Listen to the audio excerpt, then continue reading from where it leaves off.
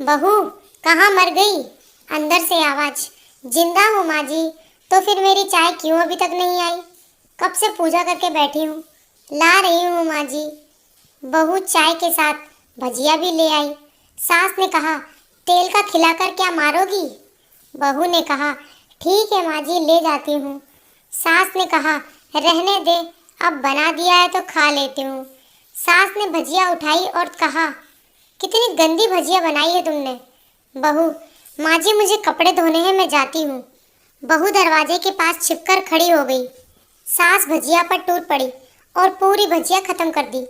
बहू मुस्कुराई और काम पर लग गई। दोपहर के खाने का वक्त हुआ। सास ने फिर आवाज लगाई, कुछ खाने को मिलेगा? बहू ने आवाज नहीं दी। सास फिर चिल्लाई, भूखे मारोगी क्या? बहू आई, सामने खिचड़ी रख दी। सास गुस्से से, ये क्या है? मुझे इसे नहीं खाना है, इसे ले जाओ।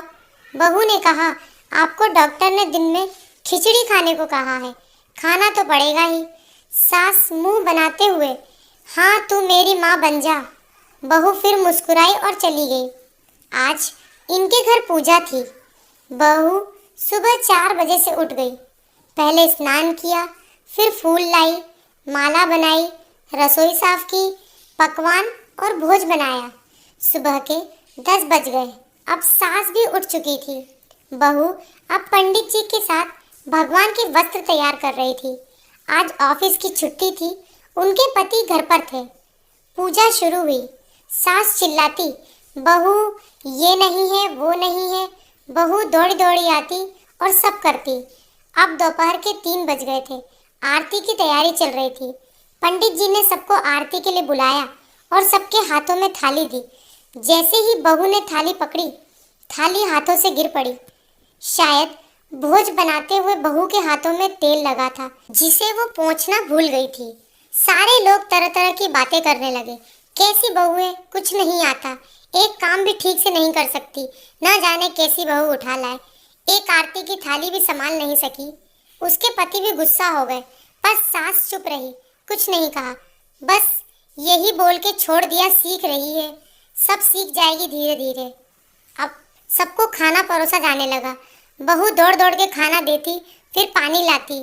करीब 70-80 लोग हो गए थे। इधर 2 नौकर और बहू अकेली, फिर भी वहाँ सारा काम बहुत ही अच्छे तरीके से करती। अब उसकी सास और कुछ आस पड़ोस के लोग खाने पर बैठे।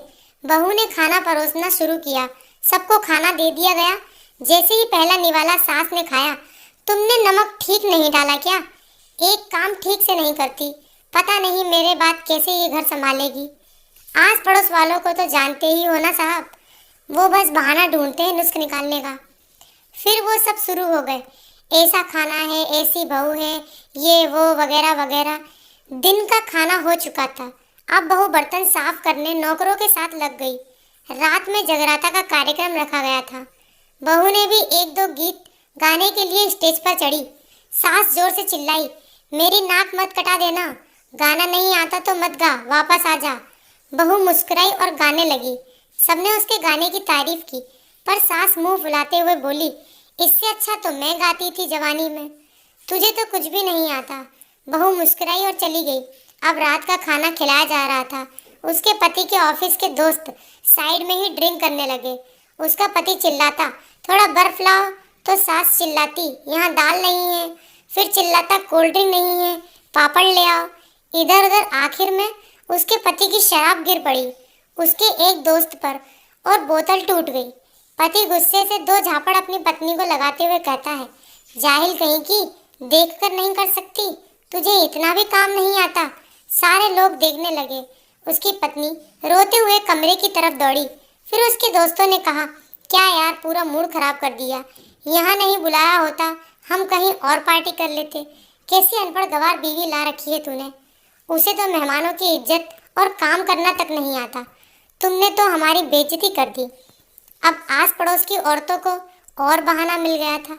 वो कहने लगी, देखो क्या कर दिया तुम्हारी बहू ने, कोई काम की नहीं है। मैं तो कहती हूँ अपने बेटे की दूसरी शादी करा दो, छुटकारा पाओ इस गंवार से। सास उठी और अपने बेटे के पास जाकर उसे थप्पड़ मारा और कहा, अरे नालायक, तुमने मेरी बहू को मारा, तेरी हिम्मत कैसे हुई, तेरी टांग तोड़ दूंगी। उसने बेटे के दोस्त कुछ कहने ही वाले थे कि उसकी माँ ने घूरते हुए कहा, चुप, बिल्कुल चुप, यहाँ दारू पीने आए हो, जबकि पता है आज पूजा है और तुम्हें पार्टी करनी है। कैसे संस्कार दिए हैं तुम्हारे माता पिता ने। और किसने मेरी बहू को जाहिल बोला, जरा इधर आओ, चप्पल से मारूंगी अगर मेरी बहू को किसी ने शब्द भी कहा तो। अरे पापी, तूने उस लड़की को बस इसलिए मारा कि तेरी शराब टूट गई। पापी, वो बच्ची सुबह 4 बजे से उठी है, घर का सारा काम कर रही है, ना सुबह से नाश्ता किया न दिन का खाना खाया, फिर भी हंसते हुए सबकी बातें सुनते हुए, ताने सुनते हुए घर के काम में लगी रही। तेरे यार दोस्तों को वो अच्छी नहीं लगी। जूते से मारूंगी तेरे दोस्तों को जो कभी उन्होंने ऐसा कहा। उसके यार दोस्त चुपके से खिसक गए। अब सास बहू के कमरे में गई और बहू का हाथ पकड़कर बाहर लाई। सबके सामने कहने लगी, किसने कहा था अपनी बहू को घर से निकाल के दूसरी बहू ले आना, जरा सामने आओ। कोई सामने नहीं आया। फिर सास ने कहा, तुम जानते भी क्या हो इस लड़की के बारे में, ये मेरी माँ भी है, बेटी भी। माँ इसलिए मुझे गलत काम करने पर डांटती है और बेटी इसलिए कभी कभी मेरी दिल की भावनाएं समझ जाती है, मेरी दिन रात सेवा करती है, मेरे 1000 ताने सुनती है पर एक शब्द भी गलत नहीं कहती, ना सामने ना पीठ पीछे। और तुम कहते हो दूसरी बहू ले आओ। याद है ना छुटकी की दादी, अपनी बहू की करतूत। सास ने गुस्से से पड़ोसन की महिला को कहा, अभी पिछले हफ्ते ही तुम्हें मियाँ बीवी भूखे छोड़ घूमने चले गए थे। मेरी इसी बहू ने 7 दिनों तक तुम्हारे घर पर खाना पानी, यहाँ तक कि तुम्हारे पैर दबाने जाती थी और तुम इसे जाहिल बोलती हो। जाहिल तो तुम सब हो जो कोयले और हीरो में फर्क नहीं जानते। अगर आइंदा मेरी बहू के बारे में किसी ने एक लफ्ज भी बोला तो मुझसे बुरा कोई नहीं होगा, क्योंकि ये मेरी बहू नहीं, मेरी बेटी है। बहू सिसकियां लेते हुए फिर कमरे में चली गई। सास ने एक प्लेट उठाई और भोजन परोसा और बहू के कमरे में खुद ले गई। सास को भोजन लाता देख तो बहू ने कहा, अरे माँ जी, आप क्या कर रही हो, मैं खुद ले लेती। सास ने प्यार से ताना मारते हुए कहा, डर मत, इसमें जहर नहीं है, मार नहीं डालूंगी तुझे। तुझे नई सास चाहिए होगी पर मुझे अभी भी तू ही मेरे घर की बहू चाहिए। बहू ने अपनी सास को रोते हुए गले से लगा लिया। सास भी रो दी पहली बार और कहा, चल खाना खा ले। फिर मजाक करते हुए कहा, फिर मेरे पैर दबाने चले आना और ये ख्याल मन में मत लाना कि सास पैर बोलती है, किसी दिन मैं इसका गला दबा दूंगी, क्योंकि कभी मैं भी यही सोचती थी। दोनों खूब हंसने लगी।